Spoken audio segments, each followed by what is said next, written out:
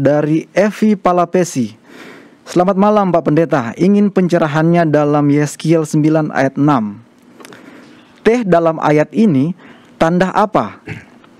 Dalam Inggris hanya disebutkan mark.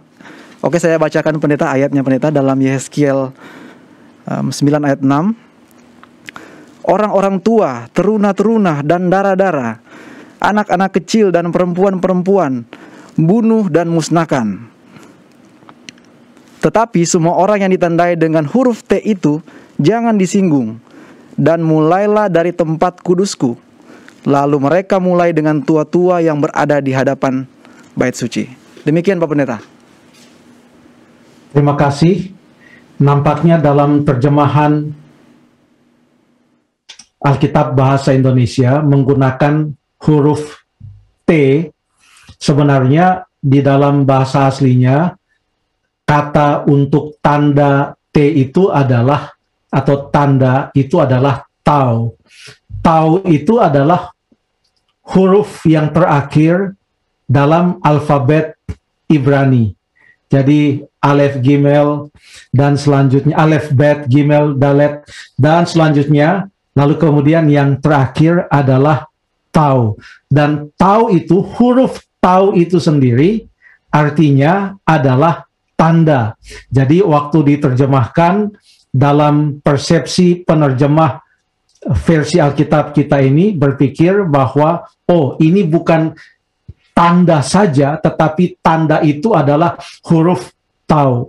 Huruf tau itu sendiri bentuknya tidak sama dengan huruf Latin T seperti itu, tetapi sudah ditransliterasi dari tau yang ditulis dalam alfabet Ibrani kepada lambang atau huruf T dalam alfabet. Jadi di sini yang perlu kita pahami adalah yang ditekankan adalah ada tanda, ya, ada tanda pada orang-orang tersebut untuk membedakan mana yang akan binasa dan mana yang tidak binasa. Harus ada tanda, dan konsep tanda ini sangat penting.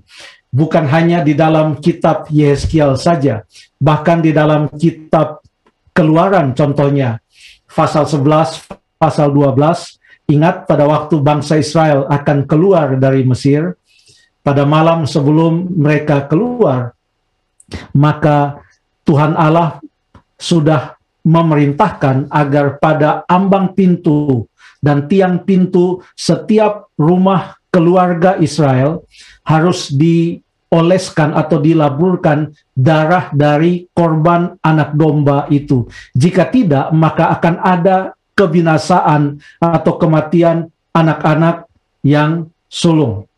Kita tahu ceritanya.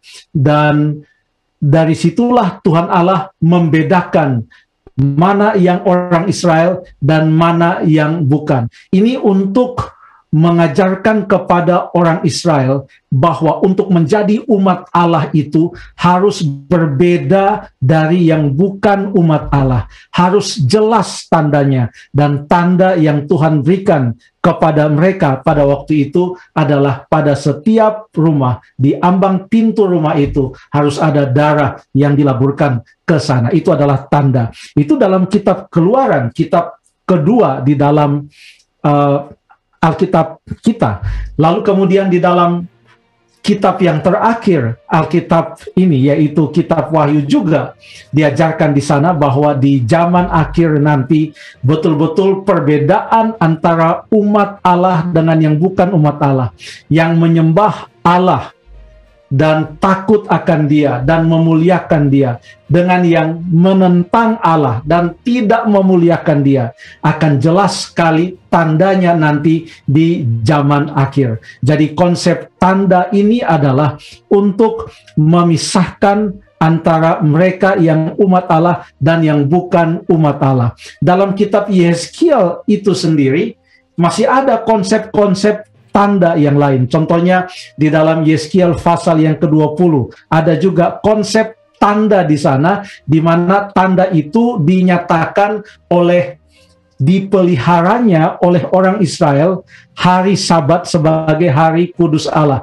menjadi tanda atau peringatan antara Allah dan orang Israel. Jadi sekali lagi yang mau ditekankan di sini adalah konsep tanda sebagai identifier, sebagai tanda atau sebagai pembeda antara mana yang umat Tuhan dan mana yang bukan umat Tuhan. Itu adalah konsep yang sangat alkitabiah. Terima kasih.